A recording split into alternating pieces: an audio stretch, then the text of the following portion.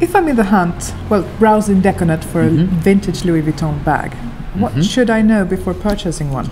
Before purchasing one, I think you should get a sense maybe first for the brand, not just be attracted to the Louis Vuitton logo, but maybe also understand a bit about what it is and why it is what it is. And in the case of Louis Vuitton, the history dates back to the 1850s, right? 1850s, somewhat around there, when Monsieur Vuitton went to Paris. I think he was born in a small town called Jura, and set off for Paris and for to make success, which he eventually did, and actually walked all the way to Paris. Oh, really? Yes. Where he started to make boxes for the richer families. Oh, right. And that's also how he gained the knowledge of what they needed in those cases. So he scanned the customer market, yes. and then he adjusted. Then he knew and adjusted it, improved it, and made it to what it is today. That is what design is all about, isn't it? Yep. And he got famous because he made the first bags that you could actually fit into.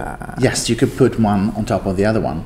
They were flat. Yeah. Normally the cases had a round lid, just because if it would start to rain, it would fall off, right? Because it was rounded. But he invented this canvas material. Is it what? Which you can still see here. Okay. Yes. Yeah. Which would keep the water away, and also keep what's inside dry. Okay.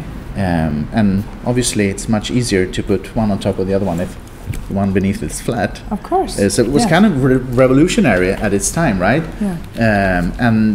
And that, of course, became a huge success, and everybody copied it. Yeah, and everybody copied it.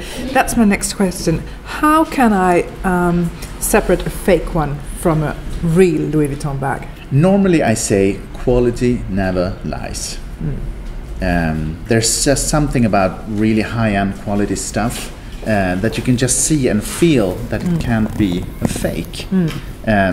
Obviously, it's tricky, and there are some good fakes out there.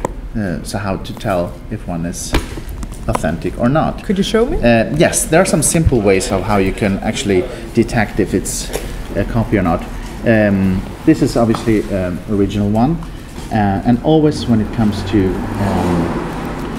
really high-end items, they're always impeccable. There's not a seam that's not straight. There's not a seam that's not perfect. If you would find one that's not perfect, I would tell you instantly it's not an original one, because they would never let them out of the factory. So number one, look at the seams. Look at the seams. Okay. Number two. Number two, look at the leather. Is it real leather? I mean, sometimes people have a hard time to see if it's real leather or not, but that you can always smell or feel. Yeah. The next easy part is actually to make sure that all the brass elements on the bag are actually marked. They are marked Louis Vuitton, all the brass details. Yes. And it's actually pressed into the brass. Okay. So it's not on top of it, it's actually pressed into it. Which obviously it's a more time-consuming way to make them, right? Yes, of course. And if you want to make a copy, you don't want to spend all that time, because you want to make a cheap product. So normally fakes don't have that. Okay. Instead, Louis Vuitton has all the time in the world, and he takes good money for it, so of course it's made much better.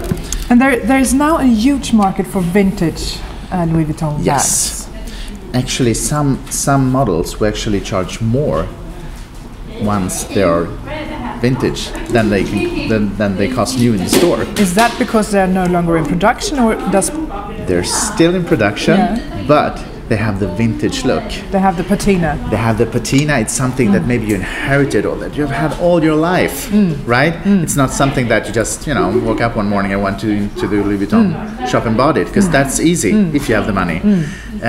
But to carry one that has lived, has the right patina, it's almost like storytelling. It's fantastic that a bag with a history of more than 150 or 160 years is maybe at the top of its popularity. Yeah, I would say right? so. I would say so, definitely. It's definitely more available than it used to be, right? But then also I think there's this really understanding and needing for a house, a brand name that has something to tell you. Louis Vuitton for me is all about traveling. I don't see it as much as being expensive or I have a Louis Vuitton bag. I more feel it like I see the travelers. I don't know. I get all these images in my head, and it just makes me want to travel. I don't know if you understand me, but I do. I do. And I think that is what makes it so big, that it's not just a bag. That's true. One more thing. Could you date a bag? Is there a way to know how vintage a bag is? Yes, if they're not too old. Okay. There's actually a third way how to tell if a bag is authentic or not. Okay. The most bags out on the market right now are not that old, so you can actually find a date code on them, and normally they can be a bit tricky to find. They could be inside, okay, marked on one of the leather details. Okay. This one doesn't have that. So the next place you look for is at the strap, and if you see here, there you go. Okay.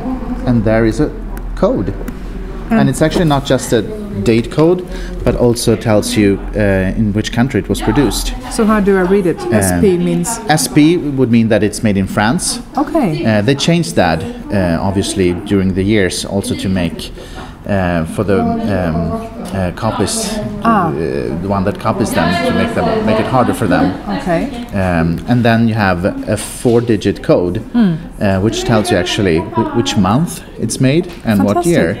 So what you should look for is the first number and the third. That would be the month. That's 05. That will be the month of May. Month of May. Yes. Okay. And then you have the 9 and the 5. 1995. 1995.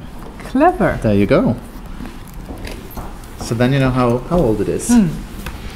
So I feel a bit more educated now. Yes. Browsing Deconet for Louis Vuitton bags. Thank you very much. You're welcome. Anytime.